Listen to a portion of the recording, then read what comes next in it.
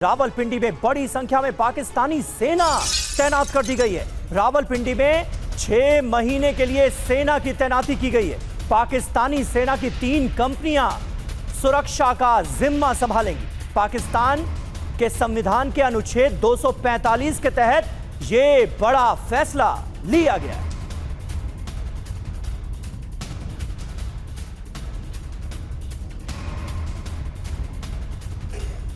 तो देखिए, रावलपिंडी में पाकिस्तानी सेना की तैनाती का यह बड़ा फैसला लिया गया है। पाकिस्तान के आईन के अनुच्छेद 245 के तहत यह बड़ा फैसला लिया गया है। सवाल यह है कि आखिर ऐसा किया क्यों गया?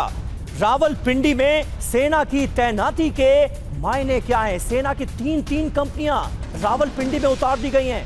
होने क्या वाला है?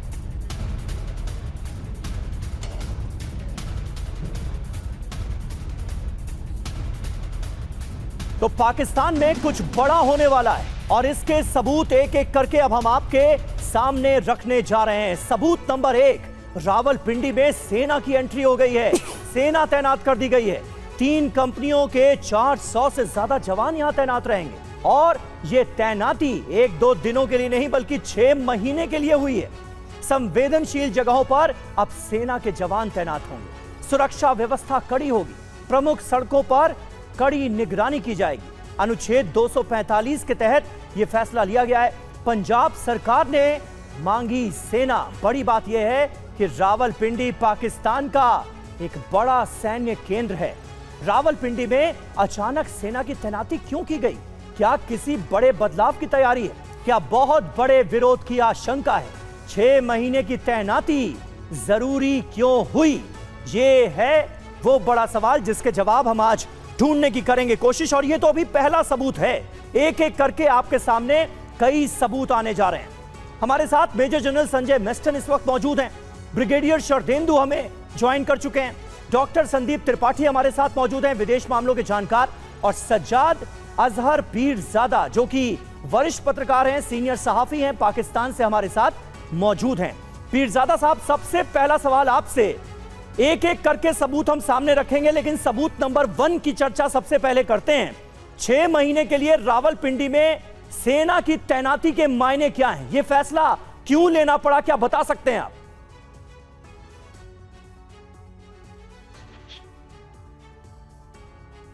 पीरजादा साहब, आवाज मिल रही है आपको? जी, आवाज आ रही है मुझे।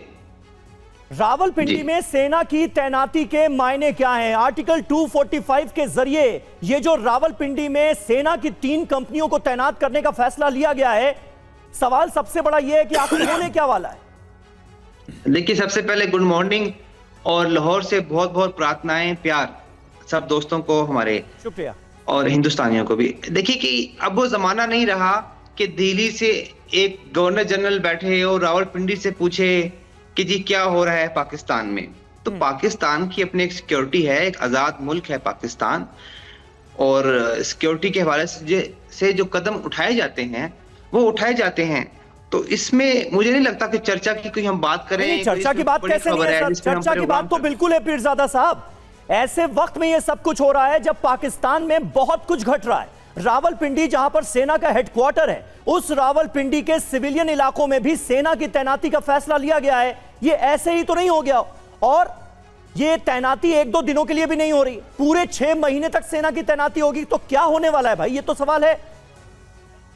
तो ये बहुत अच्छी बात है। हमारे जो वजीर दाखिला है मोहसिन नकवी हैं, फील्ड मार्शल जो हैं, पाकिस्तान की सिक्योरिटी के हवाले से कुछ जो कदम है उठाए जाते हैं। और बड़ी बड़ी चीज देखिए, आगे सितंबर का महीना भी आ रहा है। आपको पता है कि सितंबर में हमने जो एक जंग जीती थी आपसे, उस महीने की याद भी मनाई जाएगी। हो सकता है कि बड़ी बाहर से यही बोलने के लिए कहा गया, कोई वफद आए, डेलीगेशन आए, आपको भी यही बोलने के लिए कह दिया गया और आप मान भी गए। इतने बोले तो नहीं है पीरजादा साहब आप। नहीं, हंस भी रहे, उनको पता है कि मजाक हंसी की बात कर दी आपने, तो हंसी आएगी। खुद भी हंसी आ रही है। चलिए छोड़िए, इस बात को रहने देते हैं और बात ये करते हैं कि आखिर रावलपिंडी में होने क्या जा रहा है, इसी पर रहते हैं। रावलपिंडी में देखिए सिक्योरिटी के हवाले से अरे भाई, कदम तो उठाए जाते कौन हैं, सा मैंने आपको सिक्योरिटी कहा। का सवाल है ये तो इसमें हमें बताइए कोई- ना। सिक्योरिटी को कैसे इतना बड़ा खतरा पैदा हो गया कि आपको सेना तैनात करनी पड़ रही है सिविलियन इलाकों में? सीधा सा सवाल है। सिविलियन तो देखिए, पाक फौज जो है वो सिविलियन की हिफाजत के लिए है, पाकिस्तान की हिफाजत के लिए है। कुछ कदम उठाए जाते हैं तो इसमें कोई बड़ी खबर नहीं है। ये देखिए, नहीं सज्जाद आप साहब, लोग सवाल हमारे ये साथ नहीं जंग तो कर रहे। है सज्जाद साहब, सवाल है कि अचानक ऐसा हो क्या गया है? इससे पहले क्यों नहीं ऐसा हुआ? अचानक क्या हो गया? और जब आसिम मुनीर को सीडीएफ की भी जो पद दे दिया गया, उनको जिम्मेदारी दे दी गई है और आसिम मुनीर को ऐसा लग रहा है कि सर्वे सर्वा बना दिया गया है, तो ऐसा क्या होने वाला है? रावलपिंडी में इतनी सुरक्षा टाइट क्यों है? क्यों, कुछ आपने कोई, इंडिया ने कुछ लोगों को भेजना था वहां पे कुछ करने के लिए, जो आपको इतना दर्द हो रहा है कि वहां पे हो क्या रहा है? नहीं, हमें क्यों दर्द होगा? दर्द में तो पाकिस्तान की आवाम है हुजूर, ये तो आप जानते हैं। किस्से हम सुनाएं क्या पाकिस्तान के? लाहौर में आप बैठे हैं, किस्से हमसे सुनना चाहते हैं? ब्रिगेडियर शरदिंदु हमारे साथ मौजूद है, संजय मेस्टन जी हमारे साथ मौजूद है। मेस्टन साहब, ये कुछ ना कुछ तो पक रहा है, कोई तो खिचड़ी पक रही है। रावलपिंडी में सेना की 3 कंपनियां तैनात कर दी गई हैं और पीरजादा साहब ने एक बात कही कि सिक्योरिटी कंसर्न है। ये कौन से सिक्योरिटी कंसर्न हो सकते हैं? वो तो बता नहीं रहे, आप कुछ अंदाजा लगा रहे हैं? फिर उन्होंने बिल्कुल सही बोला, सिक्योरिटी कंसर्न है।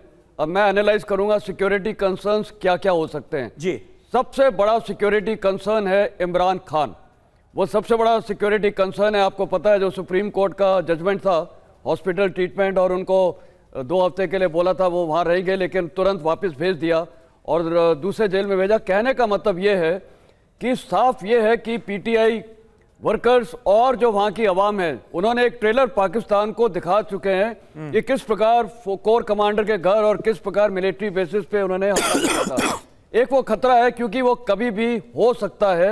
दूसरा जो खतरा इनके लिए है वो ये है कि अब शायद मुनीर चाहता है कि वो अपनी पावर और बढ़ाए। पावर बढ़ाने के भी बड़े तरीके होते हैं। कुछ पाकिस्तान में ही गपशप चल रही है कि शायद प्रेसिडेंशियल सिस्टम की तरफ हो सकता है। उसमें 2 चीज हैं कि मुनीर यूनिफॉर्म पहना रखेगा पर वो प्रेसिडेंशियल सिस्टम को कर देगा। उस पर हम आएंगे। अभी सिर्फ रावलपिंडी, क्योंकि हमने पहला सबूत अभी सामने रखा है और जो 4 सबूतों का आज हम जिक्र कर रहे हैं उसमें से एक मुनीर की पावर से भी जुड़ा हुआ है। लेकिन रावलपिंडी में क्या होने वाला है? ब्रिगेडियर शरदिंदु, जल्दी से इस पर आपका एक कमेंट और उसके बाद फिर हम दूसरा, तीसरा और चौथा सबूत अपने दर्शकों के सामने रखेंगे। देखिए, जिस तरीके से रावलपिंडी की सिक्योरिटी बढ़ाई गई है, एक थ्रेट तो उनके पास आया है कि कहीं ना कहीं उनको लगता है कि जनमानस कहीं उनके सेना के मुख्यालय पे धावा ना बोल दे। हाँ। एक तरीके का नया एंगल है। पूरा पाकिस्तान आज की डेट में जल रहा है। खैबर पख्तूनख्वा हो, चाहे बलूचिस्तान हो, POJK हो, हर जगह आपके यहाँ एक तरीके का रिसेंटमेंट है। आप इंटरनल प्रॉब्लम से ग्रसित हैं और साथ में 2 पावर सेंटर डेवलप हो रहे हैं, एक इस्लामाबाद का पावर सेंटर और एक रावलपिंडी का पावर सेंटर। इसमें सामंजस्य नहीं हो पा रहा है। अब तो ये भी बात होती जा रही है कि ये इसको पूरी तरीके से हटाने की बात है। इमरान खान को वापस लाओ, जिससे कि शहबाज शरीफ जो आज की डेट में प्रो अमेरिकन पूरी तरीके से हो रखे, इनको हटा के इमरान खान को लाओ, जिससे कि प्रो चाइना बात हो सके। चाइना का बहुत बड़ा इंटरेस्ट पाकिस्तान में इन्वॉल्व है, चाहे वो आपका CPEC हो, चाहे बेल्ट एंड रोड इनिशिएटिव हो, हर तरीके से चाइना अपने आप को कॉर्नर महसूस कर रहा है। इसी वजह से चाइना ने ईरान को भी फोर्स किया कि वो सीज फायर के लिए जाए और चाइना का इंटरफेरेंस पाकिस्तान में लगातार बना रहेगा। इसी वजह से शिफ्ट ऑफ पावर जब होता है तो आपको एडिशनल सिक्योरिटी बढ़ानी पड़ती है और कहीं ना कहीं इस बार असीम मुनीर जो उनके फील्ड मार्शल है वो भी अपने आप को थ्रेटन महसूस कर रहे हैं। सत्ता परिवर्तन हुआ तो फिर उनका फ्यूचर क्या होगा, इससे वेल इमेजिन किया जा सकता है इसके बाद। बिल्कुल। संदीप त्रिपाठी जी, आपको क्या लग रहा है, ये कैसी घबराहट है कि अचानक से सेना की तैनाती को बढ़ा दिया गया रावलपिंडी में? ये देखिए, घबराहट मुझे लगता है कि नया नहीं है और ना ही तत्कालिक है। इसके पीछे यदि आप देखो तो मैं हमेशा कहता हूं कि पाकिस्तान एक फेल्ड स्टेट है। दुनिया का केस स्टडी देखें अंतर्राष्ट्रीय राजनीति में तो इतना ब्लीडिंग कंट्री जो अपने आप में ब्लीड कर रहा हो वो दुनिया में अब कहीं किसी नक्शे में नहीं मिलेगा। और अभी 2 दिन 3 दिन पहले की बात है, बलूचिस्तान ने खुलकर कहा, दुनिया से कहा कि हमें आज़ादी चाहिए, हम आज़ादी की मांग करते हैं और उन्होंने डिक्लेरेशन भी कर दिया। तो एक ऐसा सूबा इनका है है, जो इनसे अलग होना चाहता है, अपने आप को मानता ही नहीं कि पाकिस्तान हो। पीओजी की बात सर ने अभी बताया, इसके बाद खैबर पख्तूनख्वा, तो ये जो डिवीजन है पाकिस्तान के अंदर, खंड खंड में बटा पाकिस्तान, ये मुझे लगता है सेना की टुकड़ी जो है शायद रावलपिंडी को बचा पाए, क्योंकि जो जनमानस है वहां का वो सफोकेट हो चुका है। वो जानता है कि जो इलीट मिलिट्री क्लास है, ये मिलिट्री क्लास नहीं है, ये सौदागर है, ये व्यापारी है, ये बिजनेसमैन है। तो मुझे संदीप जी, आपका यह कहना है कि इस बात का डर आसिम मुनीर को है कि वहां की जो अवाम है वो सीधे सेना को चुनौती दे सकती है, सेना पर ही धावा बोल सकती है, इसलिए सब कुछ किया गया है। अवाम, आपने देखा, आप बलूचिस्तान के बलूचों की आवाज देख लीजिए, क्योंकि बलूचिस्तान भी पाकिस्तान का भाग है और बहुत बड़ा एक प्रोविंस आता है, और वहां का जो मिनरल्स है, जो खनिज है, किस प्रकार से इसने दो बड़ी ताकतों को इनवाइट किया, और आपस में अभी जो सरदिन सर बता रहे थे कि जो स्ट्रेटेजिक कंपटीशन चल रहा है चाइना और यूएसए का, मुझे लगता है कि पाकिस्तान का इतिहास रहा है और इतिहास अपने आप को दोहरा रहा है कि वहां पर जो टकराहट है, ये टकराहट वहां की आवाम, वहां की मिलिट्री, और चूंकि मिलिट्री का काम नहीं करती है, मिलिट्री और बिजनेस से काम करती है, तो देश की सुरक्षा के लिए उससे कोई व्यवस्था नहीं है। उसका मतलब है कि वहां के संसाधन को दोहन किया जाए और अपनी ताकत के बल से, अपने बंदूक के दल से वहां के जनता को, मुझे लगता है पूरी से वो कर दिया, क्रश किया जाए। तो ये जो पाकिस्तान संदीप जी, आता हूं आपके पास। जो भाई साहब बैठे हुए, इनको समझना पड़ेगा कि तुम्हारा जो मॉडल है ना, ये तुम्हारा मॉडल किसी स्टेट का नहीं, किसी राष्ट्र का नहीं हो सकता है। तुम्हारा मॉडल अपने आप ब्लीड करने का, खंड होने का, टूटने का, गिरने का और शहादत में जाने का। मुझे लगता है ये वक्त आ गया है। या तो अब देखो, एक फॉर्मर प्राइम मिनिस्टर की बहन बोलती है कि मेरे भाई को, इमरान खान को इतना प्रताड़ित किया गया, तो नोबडी से उसी तरह से इमरान खान का मुद्दा एक बड़ा मुद्दा है।